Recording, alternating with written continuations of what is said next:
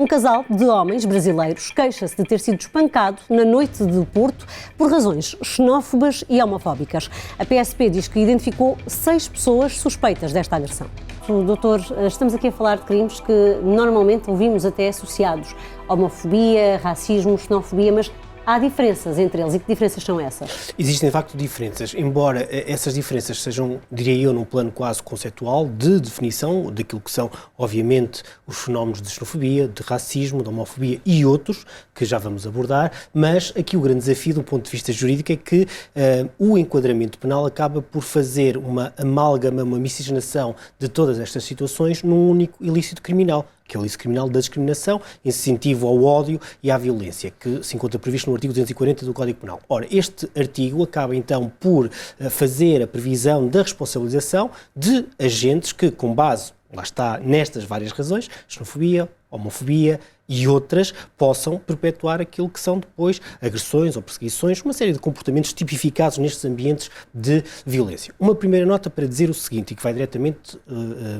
em direção à sua preocupação, que é, todos estes fenómenos têm características próprias e têm, sobretudo, características diferenciadoras. A forma como o legislador acaba por fazer o tratamento de todas estas situações, que têm essas características diferentes, acaba também por colocar uns obstáculos à sua caracterização e depois à sua investigação. Por outro lado, e como segunda nota, veja-se também que aquilo que acontece é que as próprias autoridades, quando são confrontadas com este tipo de situação, não têm a tradição de enquadrar estes comportamentos no ilícito criminal correto, que seria este da discriminação, o incentivo ao ódio e à violência. Portanto, temos aqui aquilo que são situações, certamente, de agressão, existiram, por aquilo que nos foi dado a conhecer na peça. Existem aqui situações também de roubo, portanto, utilizando violência para fazer, portanto, a subtração de bens materiais àquelas duas vítimas, mas, curiosamente, aquilo que seria a motivação de toda esta situação, que seria a homofobia,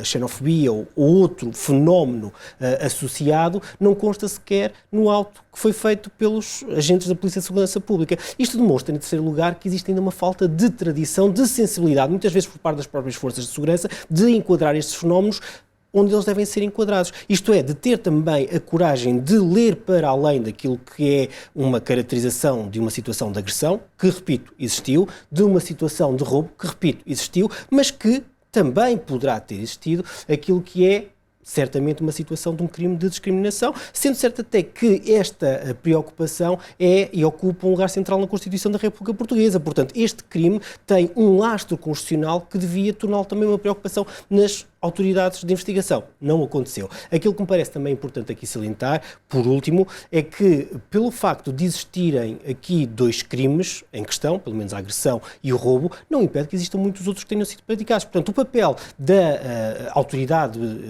ou órgão de polícia criminal que recebe a queixa é deixar a factualidade falar por si. Isto é, não limitando, não afastando aquilo que possa ser a caracterização e qualificação desta situação. Estou em crer que depois o Ministério Público, naquilo que é obviamente, o seu papel de investigação e, se decidir avançar para uma acusação, fará depois o enquadramento correto penal desta situação. Mas não deixa de ser aqui uma red flag a forma como estas situações continuam a ser tratadas e continuam a ser escamoteadas, porque, efetivamente, quando olhamos do ponto de vista de investigação criminal para uma destas situações, o papel deve ser o mais correto, objetivo e rigoroso possível. Também a forma como é que depois se podem provar estas situações, é mais fácil provar uma tentativa de agressão. Doutor, queria então que nos explicasse de que forma é que, se é que é possível provar que um crime é marcadamente com intenção homofóbica ou com intenção racista. Essa será a parte mais difícil de provar, porque uma tentativa de agressão, há marcas físicas, há exames que os podem comprovar. De que forma é que as vítimas podem também justificar a sua posição do ponto de vista jurídico? As vítimas enfrentam aqui um desafio que é um desafio comum, em primeiro lugar, a todos os ilícitos criminais, que é um desafio de prova. Portanto, aquilo que vai acontecer é, a partir do momento que existe aquilo que é a queixa-crime e a participação junto às autoridades competentes, os órgãos de polícia criminal numa primeira fase e depois o Ministério Público numa segunda fase têm que reunir todos os indícios suficientes ao nível probatório de que houve ou não houve a prática dos ilícitos criminais em questão. Como dizem muito bem, existem ilícitos criminais que têm um efeito direto. Se estamos a falar de uma ofensa à integridade física, pode ser feito aquilo que é portanto, uma avaliação médica para ver quais foram efetivamente, e que foi feita no caso, quais foram efetivamente os danos no corpo das vítimas. Estamos a falar de um roubo, temos um objeto que foi roubado e, portanto, também aí é fácil provar se este se encontra ou não na posse ou se foi alienado depois por parte dos agentes do crime. No caso da discriminação, é uma prova quase diabólica, muito mais difícil, porque vai depender sempre daquilo que é prova indireta e daquilo que pode ser a prova que é veiculada pelas próprias pessoas que estiveram naquele cenário.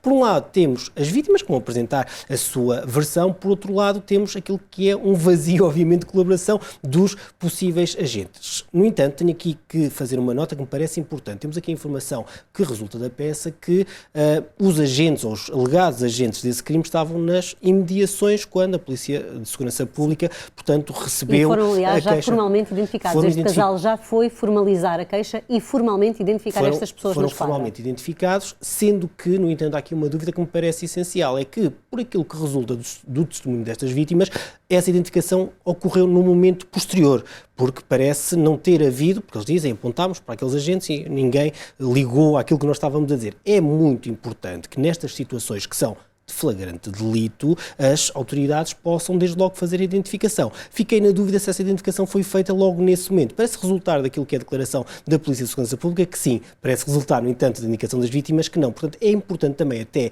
numa perspectiva e num prisma de conservação da prova, até para, enfim, provar essa questão da discriminação e, enfim, dessas ofensas com o cariz homofóbico ou de xenofobia, que o papel dos órgãos de polícia criminal seja o mais atento e rápido possível. Agora, é sempre muito difícil fazer a prova neste tipo de crimes. Vai depender, obviamente, por exemplo, até daquilo que possam ser circuitos CCTV, que tenham captado as imagens, de testemunhas que se encontrassem àquela hora naquele espaço e que possam ter ouvido, mas é essencial que essa prova seja recolhida para depois, mais à frente, em sede de julgamento, se possa ou não provar a convicção no tribunal que efetivamente aquelas agressões e aquele roubo tiveram como elemento, diria eu, inicial e essencial essa motivação. É muito, muito, muito difícil, mas esta dificuldade também se vence se as autoridades e os órgãos de polícia criminal fizerem atempadamente e tempestivamente logo esse esforço de conservação da prova.